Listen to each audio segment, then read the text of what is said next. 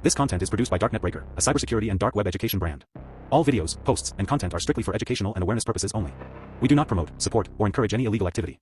Our mission is to expose digital threats, protect online users, and educate the public about cybersecurity risks in the modern world. Stay ethical. Stay protected.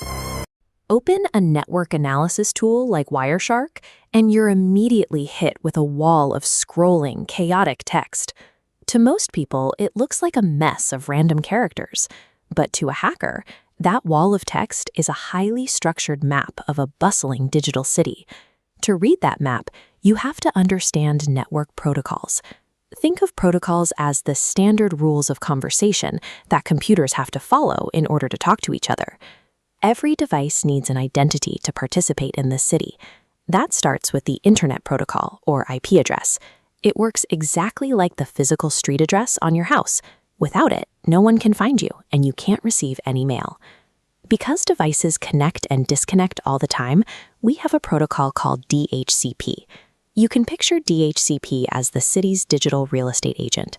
Whenever your phone or laptop connects to a new Wi-Fi network, this agent automatically hands out a temporary, unique IP address for you to use during your stay.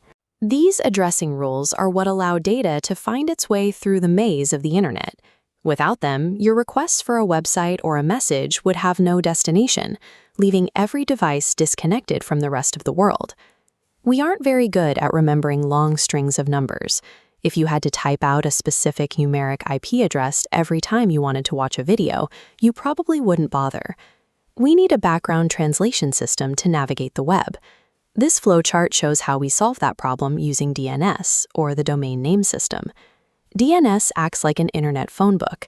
It translates a familiar domain name, like google.com, directly into the numeric IP address the network uses to route your request.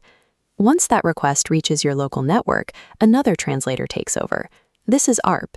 It takes that numeric IP address and links it to a physical piece of your computer's hardware, known as a MAC address. ARP operates entirely on blind trust. A hacker on your network can simply shout a fake identity, telling the network that their machine is the router. Because the network trusts the claim automatically, it starts routing your data straight to the attacker. These foundational translators were designed for convenience rather than security. Because they don't check for proof of identity, they allow an attacker to plant themselves right in the middle of your conversation and intercept everything you send. Now that devices know how to find each other, we need to look at how the actual data, the emails, the videos, the files, is delivered across the city's infrastructure. Most of the time, computers use TCP. You can think of TCP as a reliable courier service. It goes out of its way to guarantee that your data arrives in the right order, checking in at every step of the journey. It achieves this reliability using a three-way handshake. It's like ordering a pizza over the phone. First, you call and say you want to order. Second, the shop says they're ready to take the order.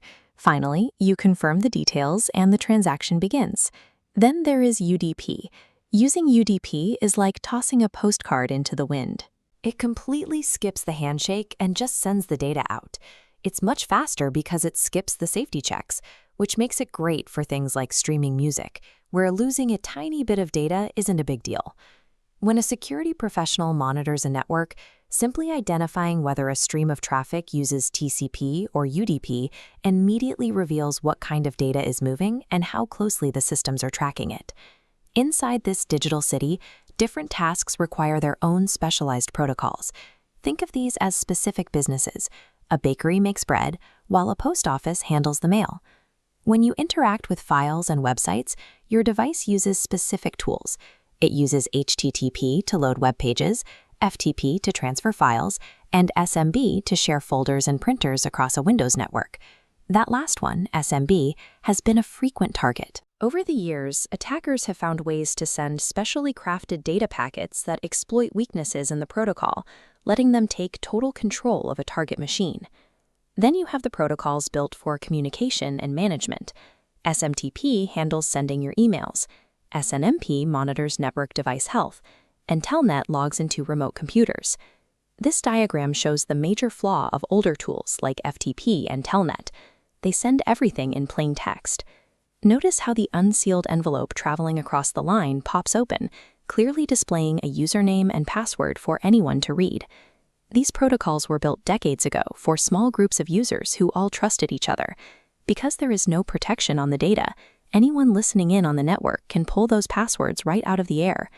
To fix these weaknesses, organizations follow modern security guidelines, like those from CISA. Their primary goal is to move networks away from older, clear text protocols that leave data unhidden. Insecure methods are replaced by secure versions. HTTP upgrades to HTTPS, FTP to SFTP, and Telnet to SSH. This wraps data in thick encryption. Instead of an open envelope, data travels inside a heavy metal safe. To an attacker, it's just scrambled noise. Modern networks also apply this armor to other tools. They wrap remote desktop software for offsite work and use VPNs to create private data tunnels. In a system originally built to trust everyone who connects, encryption is the only reliable defense against data theft and fake identities tricking the network. This brings us right back to the perspective of a cybersecurity professional looking at a screen full of network traffic. Hacking isn't about magic tricks. It's simply a result of understanding the rules governing data. When you know those rules, the chaos on the screen turns into a structured visual blueprint of the network. Learning these rules is the first step. You must know what a normal conversation looks like before using tools like Wireshark to spot the moment someone tries to break into the system. Mastering the underlying physics of this digital city is the only way to truly see how data flows.